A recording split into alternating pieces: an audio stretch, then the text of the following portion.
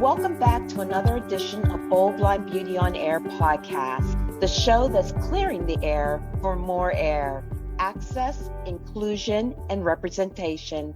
I'm Stephanae McCoy, and with me are my co-hosts. I'm Nasreen Bhutta. And Sylvia Stinson-Perez.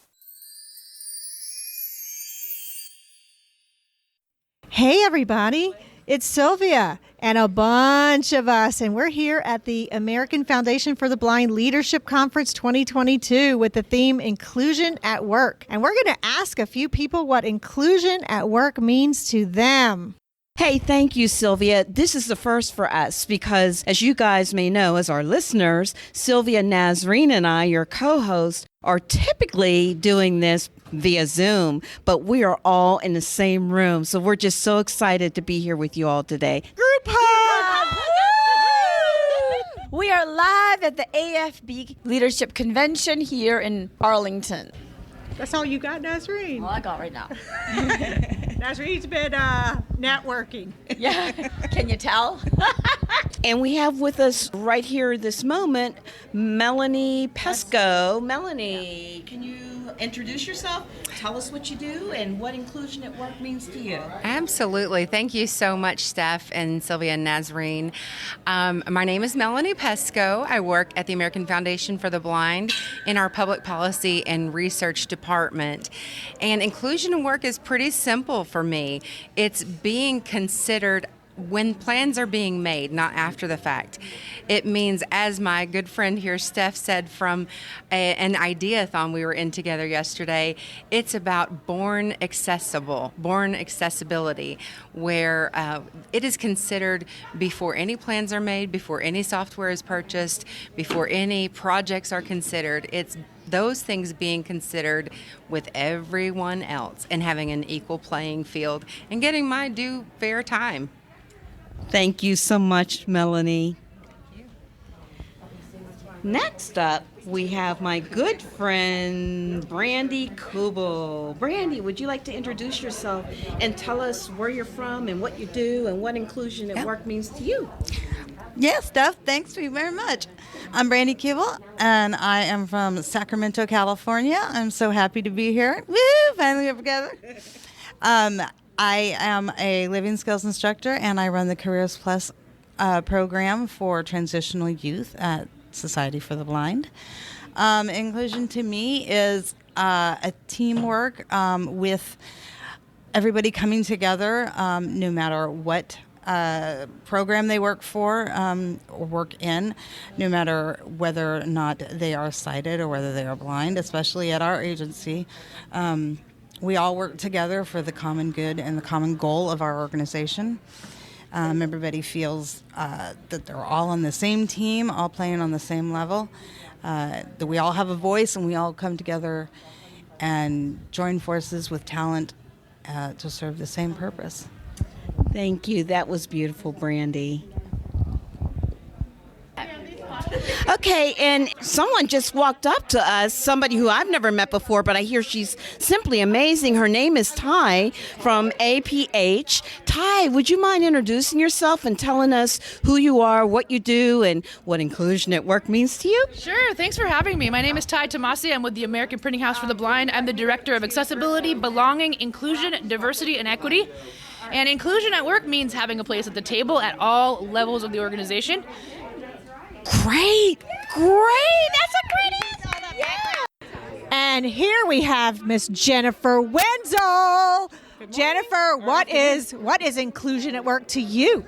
Well, I am the talent acquisition coordinator at a company called Beyond Vision in Milwaukee, Wisconsin. And inclusion at work for me means that I am doing the same job that my coworkers are doing and doing it amazingly well.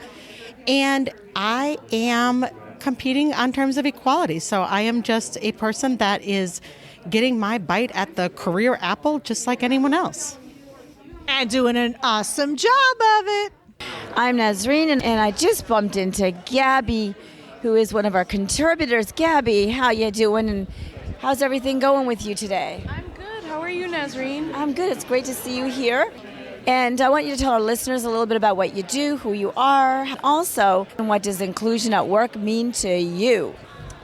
I recently graduated college, and I would love to go into motivational speaking. Advocacy and disability inclusion is very important to me, and it's something I'm really passionate about. As a contributor to Bold Blind Beauty, I really like discussing mental health because I feel like that's a topic that's not really discussed a lot, just generally speaking. And so really sharing my opinions and stories with people is something that I love to do.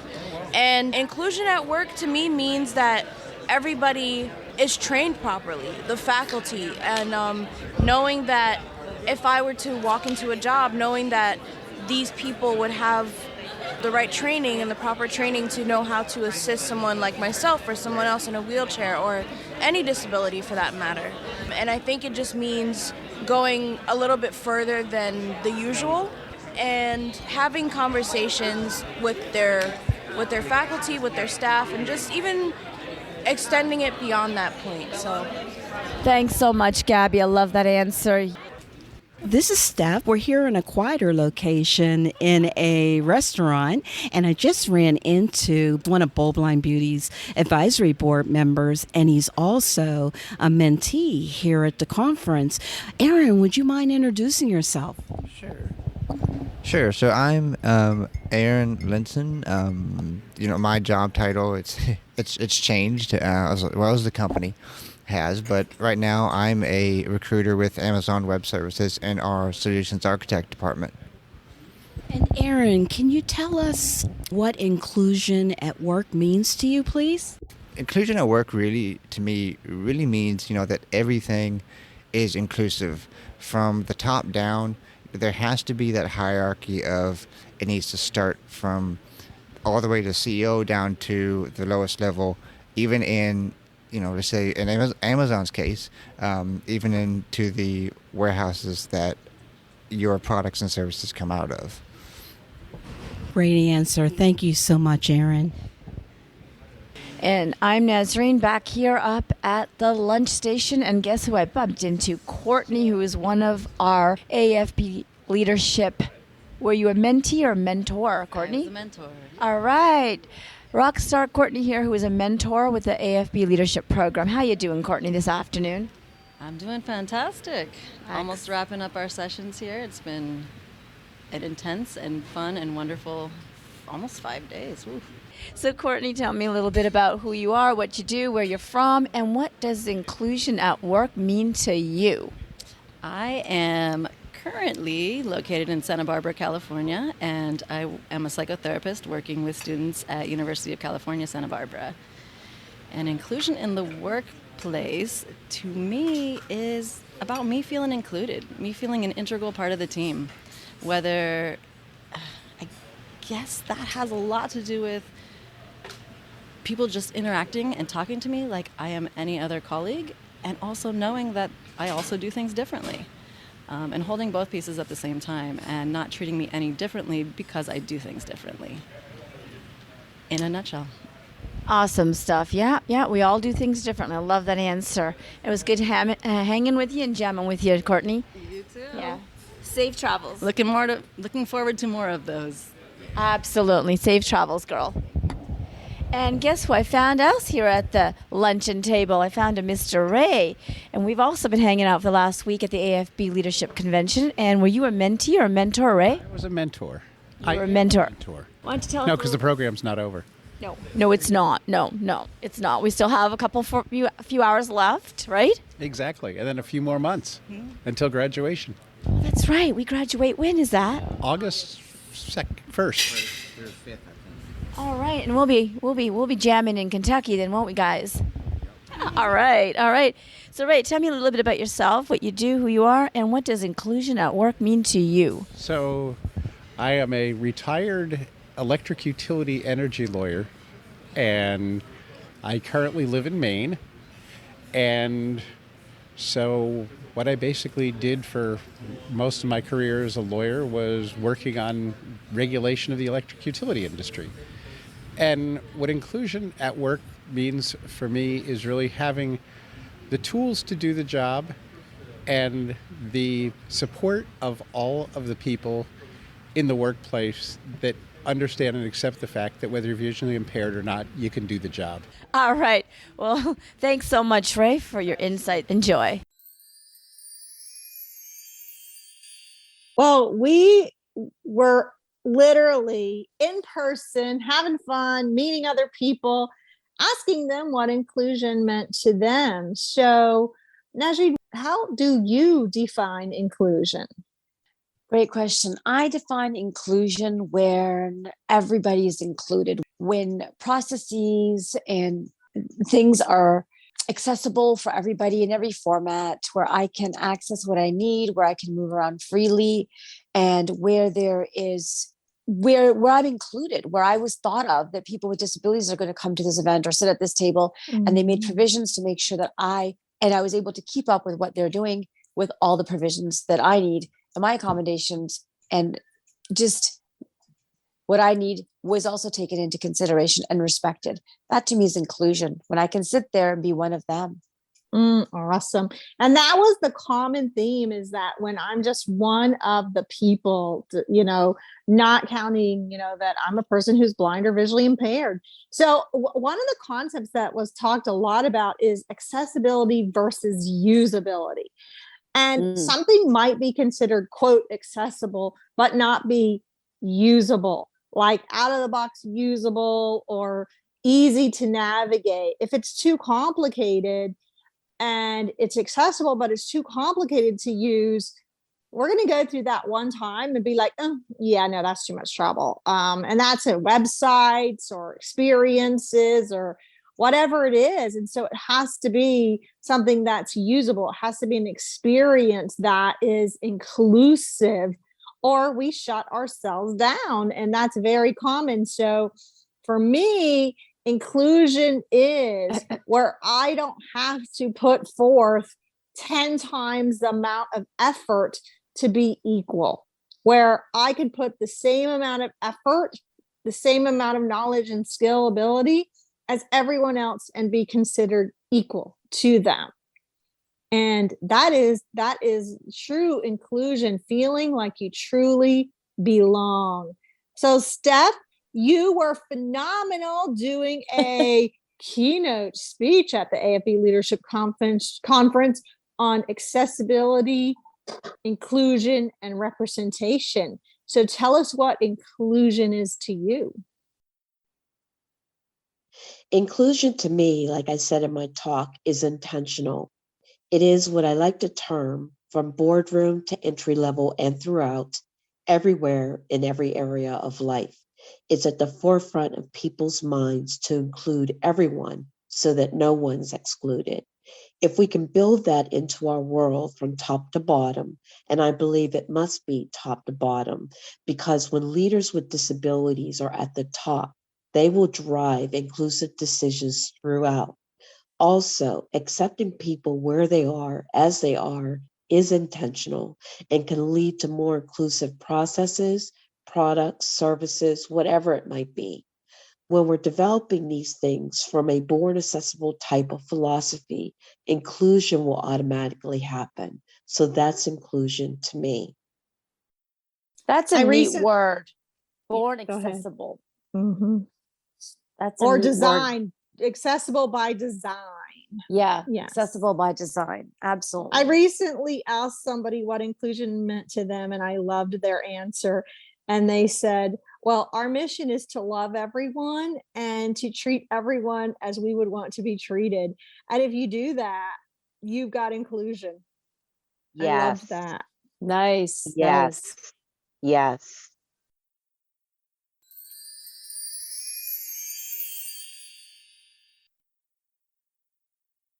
Hey, everybody. While I was in DC, I also had the chance to meet up with Dana Hinnant, our beauty editor, and we had a great time and some great eats. And Dana, I want to know from you, what does inclusion at work mean to you?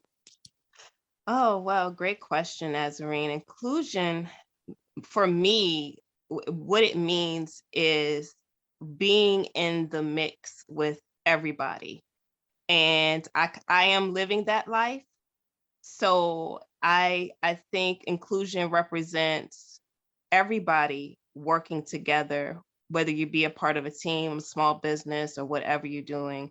So that's what inclusion means to me, is just being in the mix with everybody else, not with an exclusive group of people, but in a community of people of all different backgrounds, races, and alike. So that's what inclusion means to me. Awesome. Excellent.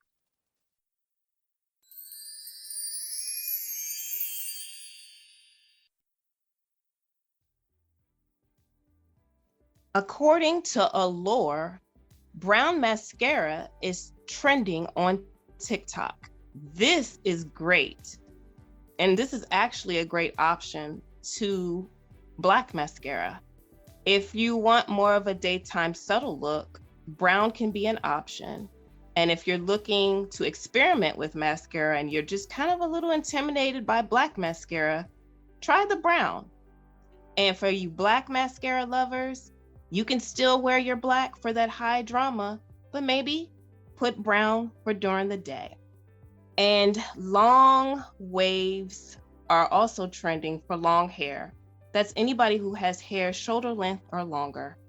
This might be the great opportunity to try the new limited edition beach waver in a limited edition colors.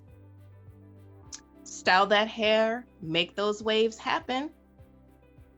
And since summer is right around the corner and you're looking to highlight your hair, try coppery red. That'll put up some fire and spice in your summer evenings. And headbands are trending also on TikTok.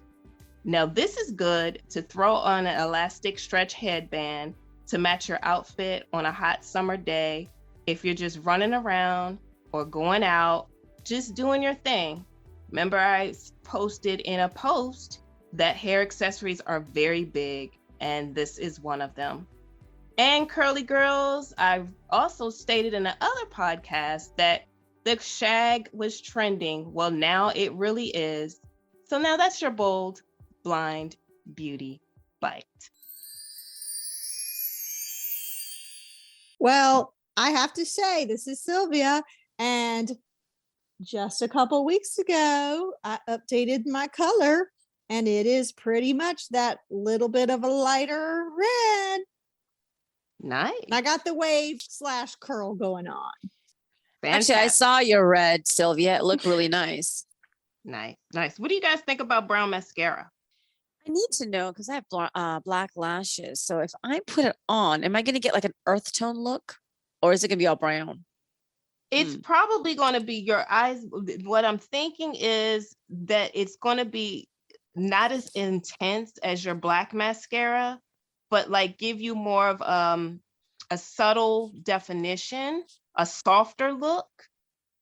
And it's just an option if you want to try it. And I like, especially if you're new, I know you're probably not new to mascara, but if you're new to mascara, I would start with the brown, just because if it smudges a little bit, it might not be as noticeable, because sometimes when it's black, it can be really, really noticeable. So I would just play around with it just to see, what works. Dana, I have really fine eyelashes. Like, they really don't stand out. So if I don't wear black mascara, I think they would almost just fade into non-existence. I have worn brown mascara years ago, but I've experimented with a couple different colors. I really didn't notice too much of a difference. It was not as defined as the black. And I too have, I don't want to say fine eyelashes, but they're very short. Mm-hmm. I did have a question for you, Dana. For those who are new to it or maybe a little nervous about it, what do you think about the clear mascara? You know what? I'm glad you brought that up, because I'm not a big eye makeup wearer. I will fill in my eyebrows with the cool brow gels that are out there. But long time ago, I used to do the clear mascara because for the same reason. Just it's like a training reel. It's like it'll make your lashes stand out a little bit, maybe have a little shine. But I used to do that myself years ago. So I think that's a good idea too. If you just want to have a even more natural look, or maybe have your lashes stand out, try the clear mascara. That's great. And you don't have to worry about it smudging or, Right. getting on your cheek or your eyes. Yep. Yeah. Yeah. I hate the Because raccoon look when you get with Yeah. black mascara. Yeah. Because when I've done black mascara, when I've got a good amount of lashes. And since wasn't a type of person that wore mascara that much, when I did, it always felt like it was something on my lashes, and it felt like my lashes was touching stuff. So it made me a little bit uncomfortable per se wearing the black mascara myself, because it just always, for me, it just felt like, okay, my eyes are touching things, and it just felt like I was constantly aware that I had mascara on. So I have to say, girls, that it was so much fun last week at the AFB Leadership Conference to actually put on makeup every day and glam up a little bit. I don't know how y'all felt about that, but for me, I just was like, I felt in my zone. I felt like, this is cool. That was a treat. Yeah. Yeah, It was wonderful. It was wonderful to be able to do that, to dress up a little bit and to feel confident. I mean, feel beautiful and just, be in that sort of professional zone, I really enjoyed it. Dressed up, face on, hair done, nails done. We done. Yeah, it was awesome. Loved it. I love what you said there, to feel confident and beautiful, Steph. That I think we all struggle to make that happen. And I felt that way a little bit last week. Nasreen, we were told that this was the first time you used a white cane. How did that make you feel? Oh my gosh. Yeah, that was a turning point for me. It was a point of processing it, acceptance, a new beginning, freedom and independence to some degree. I will admit that much, but it was very hard. And we were sharing in our workshops and sort of giving kudos to people. And I had given kudos. And I shared my story about that in our workshop, and I kind of got emotional about it because a friend had given it to me and brought it with him to this conference. And the way he handed it to me and said, "Here you go." And that was our first evening together. And then we went through the hallway and elevator bank and just practicing and just getting to understand its flow, its ways. It was just interesting. It was all new. I was just sort of sponging it all up. I still haven't processed it yet. I'm still in the process stage because now I'm back. When I was over there, I mean, that was my first experience with it. And then the next day, I was actually ready to go into the workshop, armed, ready, and independent, but yet scared and timid. And then my challenge first came when we're all coffee connoisseurs, many of us are. And we had to go find some coffee, and that was miles and miles away at the nearest Starbucks. And so a couple of us, while we were finding this, because we were determined to find the coffee shop, we found it, we came back, and I was just like surprised because we're navigating through the streets. And what was interesting to me, and I don't know if this is anybody else's first experience with the cane, and what it helped me to do out on the street was really to identify things that at a glance I might bump into or fall off of. A cane finds obstacles, Nasreen. A cane finds obstacles. And it found those obstacles versus your feet or your face finding them. It was interesting how that happened, because usually you glance and you see all those things, but then you're seeing that you're missing some of those things. But it was just maneuvering around them was just amazing. Anyways, I was like, a little roadrunner with my cane that day. Found the coffee, came back. We are proud of you. We are. Keep using it. It was such a huge step. And I know for some of our listeners out there who may be feeling a little timid or shy about using the cane, Or maybe even like some of us who have been there, feeling like I can't use it because what will people think?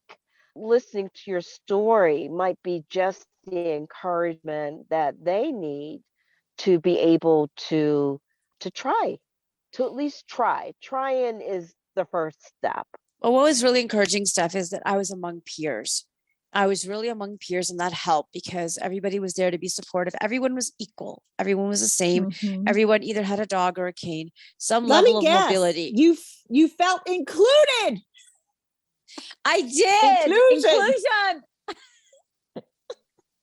And that's so important. Connecting with peers, people who are walking on your same journey, who understand, connecting to people like that is so important. And we had this amazing opportunity to connect with, oh my gosh, tons of people. Tons. And so I just encourage everybody to go out and find people. Even if you can't find them in person, find them online, join some virtual things, etc. So important. The beauty was that we got to be down on the ground after 2 years of being locked up and isolated. And that human interaction, human touch, human experience there's nothing like it. Human socialization is nothing like it. And I think that was also the drive behind, my madness for grabbing the cane and being trying to be independent.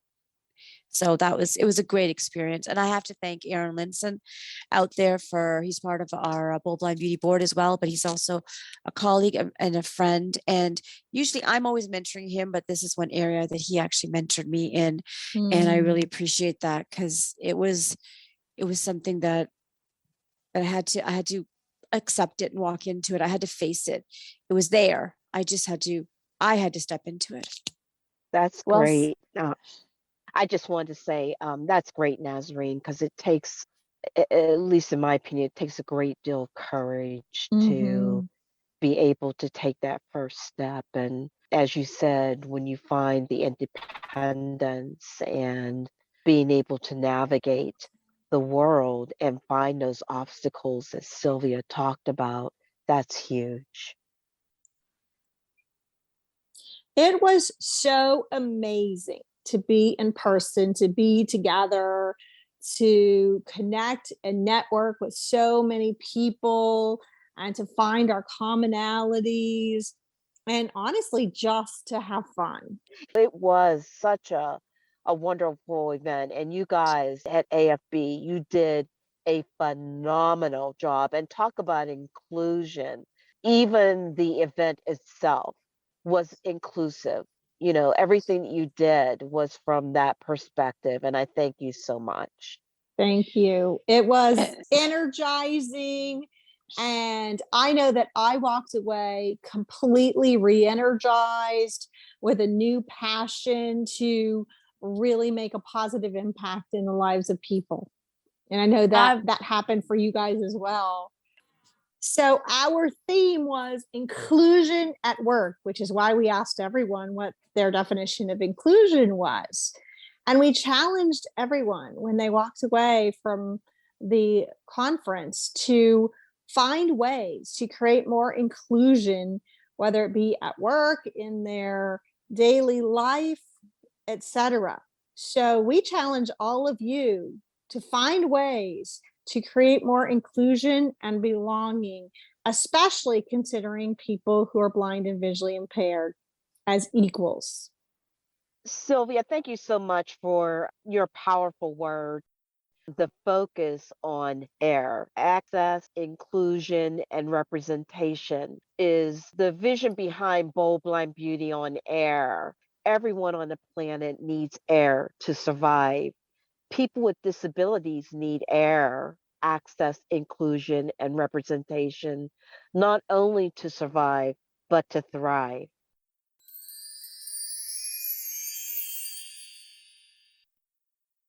Thank you for listening to this episode of Bold Blind Beauty on Air. Please subscribe, and if you enjoy this show, do recommend it to your friends and family. Thanks for listening, everyone.